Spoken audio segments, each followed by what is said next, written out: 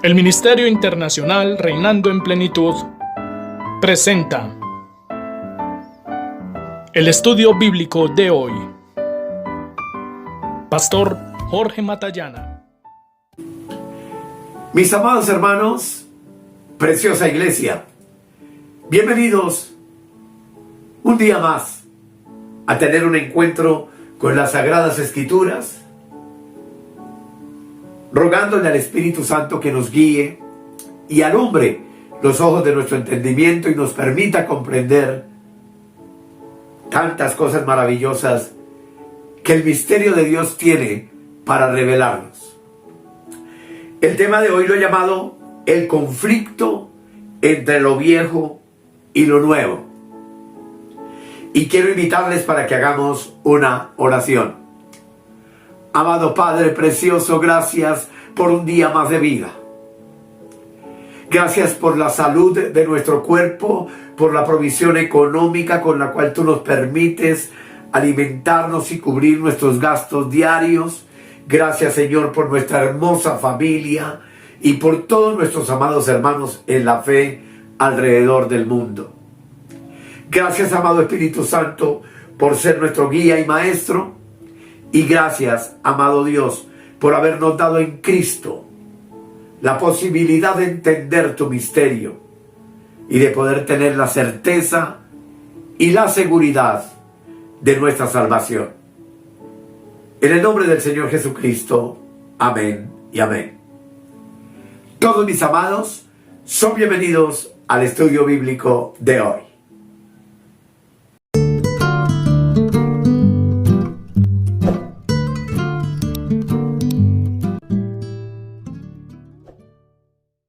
Como ya les dije, amados, el tema lo he llamado el conflicto entre lo viejo y lo nuevo. Y en nuestro tema anterior me comprometí a contestar una pregunta muy importante que vamos a tratar de resolver en el día de hoy. Y esa pregunta era: ¿cómo puedo estar yo seguro de que soy una nueva creación? ¿Cómo sé que yo realmente nací de nuevo? Así que vamos juiciosamente a explicar esta realidad maravillosa. Vimos en temas anteriores que Jesús trata en la redención con los componentes de la carne. Sabemos que es alma y cuerpo.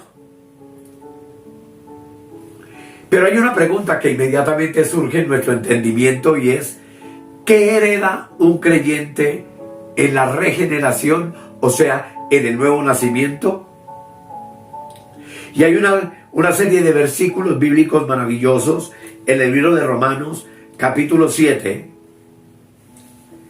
que puede dejar claro, amados, que los componentes de la carne son principalmente dos: el pecado y el yo. El pecado que habita en el cuerpo, que es esclavo del pecado, y el yo que habla de mí mismo, de mi alma. Y la palabra enseña que el pecado vive en mí. Y el apóstol Pablo nos revela esta verdad en un capítulo maravilloso que vamos a estar viendo, pero que hoy solamente quiero invitarles a leer en Romanos capítulo 7, del versículo 14 al 17. Donde la palabra de Dios dice: porque sabemos que la ley es espiritual, mas yo soy carnal, vendido al pecado. Porque lo que hago no lo entiendo, pues no hago lo que quiero, sino lo que aborrezco, eso hago. Y si lo que no quiero, esto hago, apruebo que la ley es buena. De manera que ya no soy yo quien hace aquello, sino el pecado que mora en mí. Y todo el capítulo es hermoso, pero dejemos hasta ahí en este momento. Como ustedes pueden ver, amados, el pecado aquí es un poder. Y el mí de que habla el apóstol Pablo, indudablemente y normalmente es el yo. Y si un creyente quiere comprender la vida cristiana, la vida espiritual, necesita mucha orientación acerca de estos dos elementos de la carne. Lo repito, el pecado y el yo. Claramente la Escritura ya nos ha revelado y sabemos que el Señor Jesús ha tratado con el pecado de nuestra carne en la cruz. Y la palabra nos informa que nuestro viejo yo, también nos dice, ya fue crucificado juntamente con él. Romanos capítulo 6, el versículo 6 dice: sabiendo esto, que nuestro viejo hombre fue crucificado juntamente con él, para que el cuerpo del pecado sea destruido, a fin de que no sirvamos más al pecado.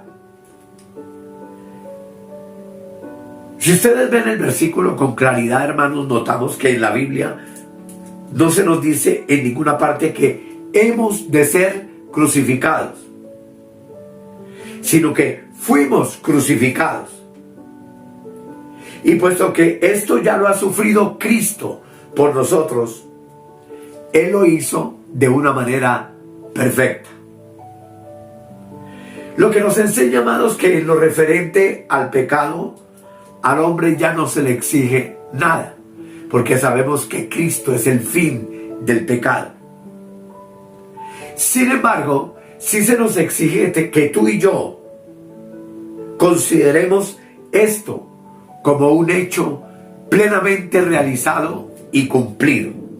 Romanos 6:11 dice, léalo conmigo: así también vosotros consideraos muertos al pecado, pero vivos para Dios en Cristo Jesús, Señor nuestro. Aquí hay dos cosas. Uno, yo debo considerarme como muerto al pecado, pero por otro lado también debo considerarme vivo para Dios en Cristo Jesús. Todo esto es muy interesante.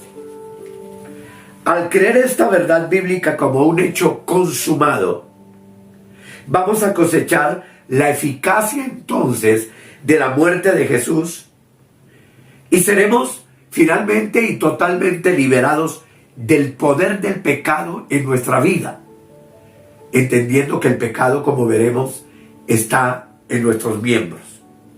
Dice Romanos 6:14: porque el pecado no se enseñoreará de vosotros, pues no estáis bajo la ley, sino bajo la gracia. Así que, amados, en la Biblia jamás se nos dice que hemos de ser crucificados por el pecado, porque Cristo ya fue crucificado por el pecado del mundo. Y eso es una verdad indiscutible que yo debo creer y debo estar seguro. Pero sin embargo, la Escritura sí nos hace una exhortación en lo que hace referencia al yo de la carne, al mí del que habló Pablo en los versículos que comenzamos a leer, llamándonos a que ese yo debe ir diariamente a la cruz. La negación del yo por parte tuya y mía debe ser diaria. Es por eso que el Señor Jesús en muchas ocasiones nos manda a que nos neguemos a nosotros mismos y llevemos nuestro yo a la cruz y lo sigamos. ¿Cuándo? Diariamente. La explicación de esto, amados, es que la forma en que el Señor Jesús en la cruz trató con nuestros pecados y la manera como Él trata hoy con nosotros mismos es completamente diferente. Para que tú y yo podamos conquistar el poder del pecado de una manera completa, como creyentes no podemos hacerlo en un instante ni en un momento. Pero para negar el yo de la carne se necesita, mis amados, toda la vida. Ojalá yo pueda hacerme entender. Jesús solo llevó nuestros pecados en la cruz, Pero Él mismo nos dio ejemplo en su vida terrena de cómo Él diariamente se negó a sí mismo durante toda su existencia, 33 años y medio. Y como Él lo hizo, negarse a sí mismo, nosotros debemos hacer igual. La carta de Pablo a los Gálatas describe la relación entonces entre la carne y el creyente. Leamos Gálatas, por favor. El capítulo 5. Gálatas 5. Del verso 24. Dice la palabra de Dios: pero los que son de Cristo, note, han crucificado la carne con sus pasiones y deseos. Y aquí hay una parte muy importante que me enseña que el mismo día que una persona se identifica con el Señor Jesús, su carne también es crucificada. Pero alguien podría pensar, sin la instrucción del Espíritu Santo, entonces, que su carne ya no existe. Porque uno se preguntaría, ¿pero acaso no dice la palabra que ya fue crucificada? Pero la misma palabra en otro lado de la carta también nos dice, versículo 16 y 17 del capítulo 5 de Gálatas, léelo conmigo. Digo pues, andad en el Espíritu y no satisfagáis los deseos de la carne. ¿Quién es quien puede en ti y en mí satisfacer esos deseos? Mi yo. Yo mismo puedo hacer. Dice, porque el deseo de la carne es contra el Espíritu, y el del Espíritu es contra la carne, y estos se oponen entre sí para que no hagáis lo que quisierais. Aquí claramente, amados, se nos dice que el que pertenece a Cristo Jesús es alguien que ya tiene el Espíritu Santo, por supuesto, viviendo en Él, pero también nos dice que aún su carne también está en Él. No estamos hablando del pecado, estamos hablando del yo de la carne. Y no solo, amados, es que la carne exista, sino que también se nos dice que es singularmente poderosa. ¿Qué podemos decir? ¿Son contradictorios los textos que hemos estado leyendo? La respuesta contundentemente es no. El versículo 24 pone énfasis en el pecado de la carne, mientras que el versículo 17 pone el énfasis en el yo de la carne. La cruz de Cristo, amados, trató con el pecado. Pero el Espíritu Santo que habita en nuestro espíritu ahora trata con el yo. Y el yo nuestro es tratado por Dios por medio de la cruz. Cristo libera por completo al creyente del poder del pecado por medio de la cruz, para que el pecado no vuelva a reinar. Pero Cristo, por medio del Espíritu Santo que habita en el creyente, es el que nos puede capacitar para vencer al yo día tras día, y para que el yo se someta completamente a la dirección del Espíritu y le obedezca por completo. Vamos a ver si me puedo hacer entender. La liberación del pecado, entonces, es un hecho consumado. Pero la negación del yo tiene que ser en ti y en mí una experiencia diaria. Yo sé que con lo que te estoy hablando tú estás entendiendo de qué te hablo. Y es que, amado, si un creyente pudiese realmente comprender la trascendencia de la cruz al nacer de nuevo, entendería que fue librado totalmente del pecado y tendría la oportunidad de vivir una vida nueva. Y lamentablemente muchos predicadores cristianos no presentan la salvación completa de esta manera a los pecadores. Y aquí puedo decirles con toda seguridad que hay multitud de hermanos en la fe que solo creen entonces en la mitad de la salvación. Esto los deja como si dijéramos medio salvados, porque sus pecados están perdonados, pero en su diario vivir ellos hallan que carecen de fuerza para dejar de pecar. Por otra parte, amados, incluso en muchas ocasiones, cuando se presenta el mensaje de la salvación en su totalidad, muchos pecadores solo desean que sus pecados sean perdonados, porque no esperan realmente ser completamente librados del poder del pecado que está en el yo. Esto entonces también deja a esos creyentes medio salvados. Si una persona cree y recibe la salvación plena, como lo estamos explicando desde el principio, va a encontrar que tendrá menos fracasos luchando con el pecado y va a tener mucho éxito aprendiendo a luchar con su propio yo. Es raro encontrar, por supuesto, esa clase de creyentes. Pero sí podemos afirmar sin lugar a dudas que la mayoría de los creyentes solo disfrutan de la mitad de su salvación.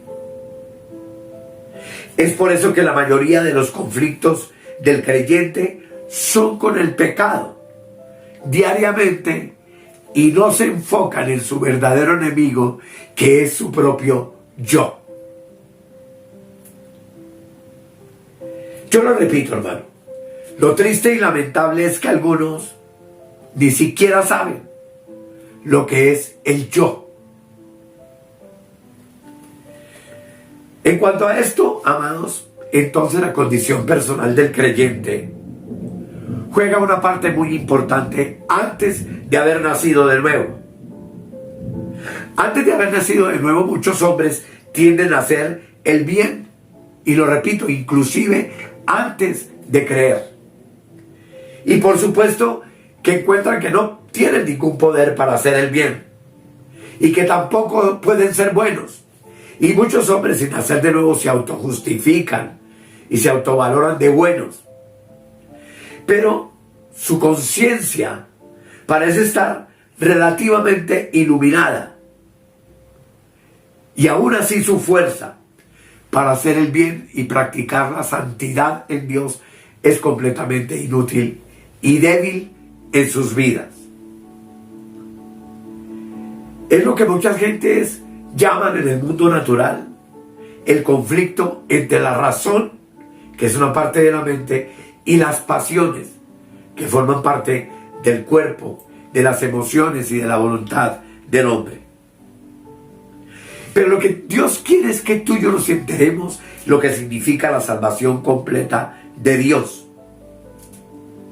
Y que aceptemos anhelantes la gracia para la liberación del pecado en el mismo momento en que uno recibe la gracia del perdón del pecado. En otras palabras, nuestros pecados todos ya fueron perdonados, pero ahora necesitamos vencer el yo, que es el que está aferrado todavía al pecado en este mundo.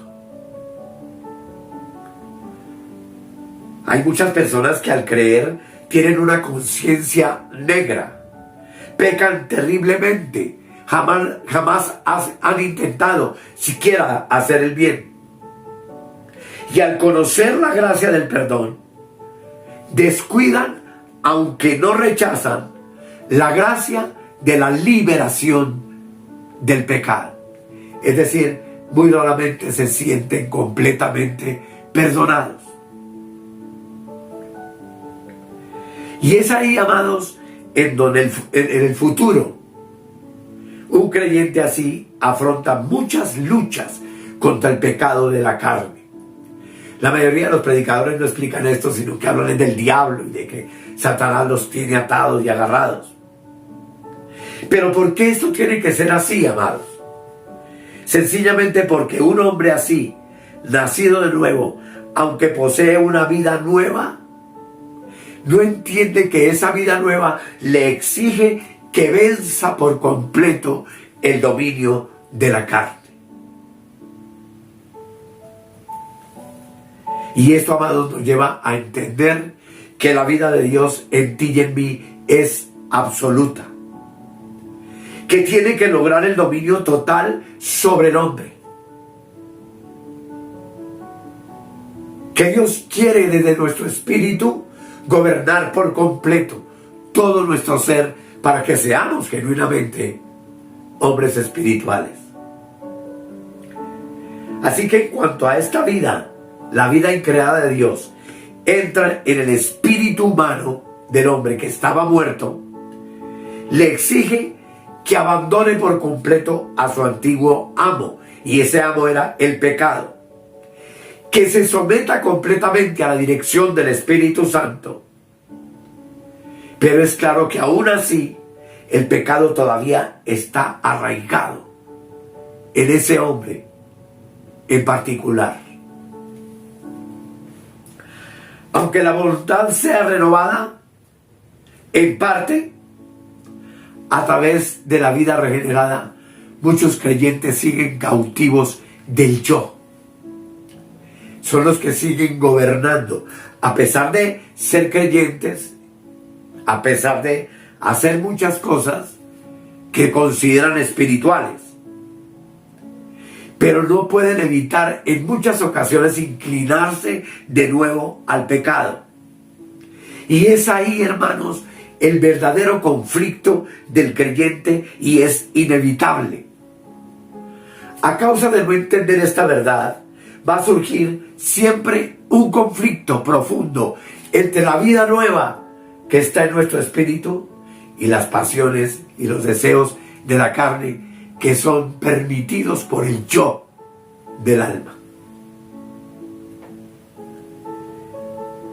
Y amados, puesto que son muchísimas las personas que se encuentran en esa situación, a esto tendremos que presentarle mucha atención especial. Es innecesario, amados, pensar que vamos a tener luchas y fracasos continuos con el pecado. Pero la lucha verdadera del creyente no es con el pecado, sino con el yo, pues ambas cosas son muy diferentes. La carne exige soberanía absoluta, lo mismo que la vida espiritual. La carne desea tener al hombre sujeto para siempre a ella misma, mientras que la vida espiritual quiere tener al hombre completamente sujeto al Espíritu Santo. Así entonces, la carne y la vida espiritual difieren por completo. ¿Por qué, amados? Porque la naturaleza de la carne, tú y yo sabemos que procede del primer Adán, del Adán caído, mientras que la naturaleza de la vida espiritual pertenece al postrer Adán, que es Cristo. El móvil de la primera vida terrenal de Adán es precisamente todo lo terrenal, todo lo mundano. Pero la vida que tú recibiste en creada de Dios está inclinada a todo lo celestial, a todo lo espiritual, a todo lo que tiene que ver con la comunión perfecta con nuestro Creador. Y aquí entendemos que entonces la carne centra todo en el yo, pero la vida espiritual centra todo en Cristo, que es quien habita en nuestro espíritu. La carne desea llevar al hombre al pecado, pero la justicia divina en nuestro espíritu llevarlo a practicar la santidad, la separación justa de todo lo mundano. Y puesto que estas cosas son esencialmente opuestas, ¿cómo puede una persona evitar el chocar continuamente con la carne? Esa es la verdadera batalla del cristiano. Es una lucha viva entre lo espiritual y lo animal, lo carnal, lo terrenal. Y el creyente va a estar constantemente en esa lucha si no comprende las verdades que estamos exponiendo y toda la salvación completa que hoy tú y yo tenemos en Cristo. Cuando un creyente es joven, entra en conflictos y quedan estupefactos al ver ese conflicto tremendo en ellos. Algunos se desesperan, desean crecer espiritualmente y rápidamente, y piensan, siendo cristianos, que son todavía demasiado malos. Otros empiezan a dudar si en verdad realmente nacieron de nuevo, sin ver que es la misma regeneración, el nuevo nacimiento, lo que va a llevar al creyente a ese conflicto, la batalla entre el espíritu y la carne. Antes, cuando gobernaba la carne, sin interferencias, porque el espíritu estaba muerto, como tú y yo lo sabemos, podían pecar terriblemente sin tener ningún sentimiento de culpabilidad.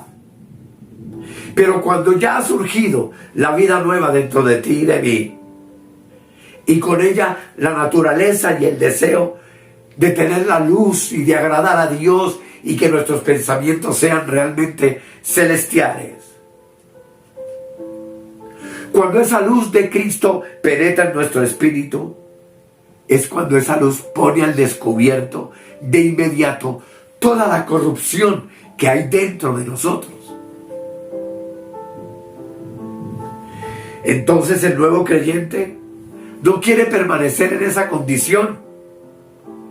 El nuevo creyente desea hacer la voluntad de Dios. Y es allí donde la carne empieza la batalla contra la vida espiritual.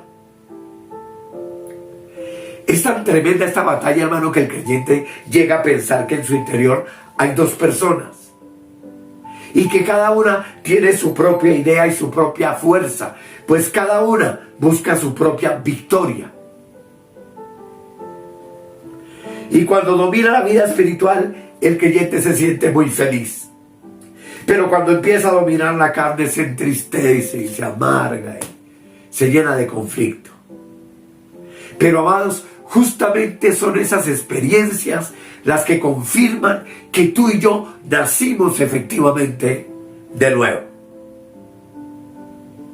Sin embargo, el propósito de Dios no es, ni será jamás, como ya hemos visto, reformar la carne, sino destruirla. El yo tuyo y el mío debe ser destruido con el poder de la cruz, con la vida de Dios, que es la que recibimos en nuestro hombre interior. Y la vida que Dios le transmite al hombre a través del Espíritu, con mayúscula, es una vida poderosísima. Pero la persona recién regenerada sigue siendo débil, es un niño recién nacido, y como no comprende todas estas verdades, comienza a experimentar unos conflictos bastante fuertes. ¿Por qué? Porque la carne ha llevado las riendas durante toda la vida. Y porque el poder de la carne es tremendo. Además, seguramente el recién regenerado aún no ha aprendido a recibir por fe esta completa salvación de Dios de la que estamos hablando. Y aunque esté salvado, aún está en la carne por un largo periodo de tiempo, a veces de años. Lo que significa que ser carnal es gobernado por la carne.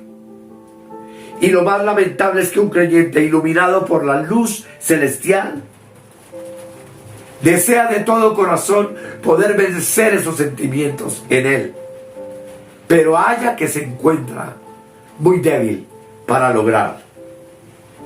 Es ahí donde se derraman muchas lágrimas, es ahí donde nos enojamos con nosotros mismos, es ahí donde muchas veces también nos enojamos contra Dios, pues queremos agradarlo, queremos hacer su voluntad,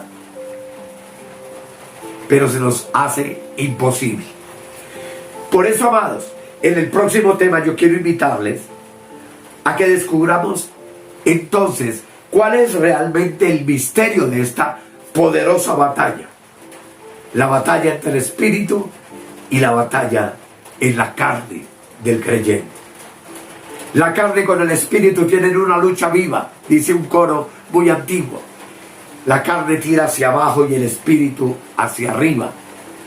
Así que estaremos hablando en el próximo tema con la ayuda del Señor para que podamos comprender esta poderosa verdad. Vamos a darle gracias al Señor por lo que hemos visto hasta ahora. Querido Padre, gracias por la verdad de tu palabra. Gracias por enseñarnos que en nosotros hay dos naturalezas y que ambas naturalezas se encuentran en un conflicto extraordinario. Pero gracias porque el anhelo tuyo es que nosotros desde el Espíritu venzamos los apetitos, los deseos de la carne y tengamos nuestro yo diariamente crucificado juntamente contigo. Que diariamente nos neguemos a nosotros mismos para poder tener una vida real de victoria espiritual. De todo eso tú nos vas a enseñar en el próximo tema y yo te doy gracias por todo esto en el nombre del Señor Jesucristo. Amén, amén y amén. Amados, ha comenzado a llover y comienzan a sentirse sonidos en el techo.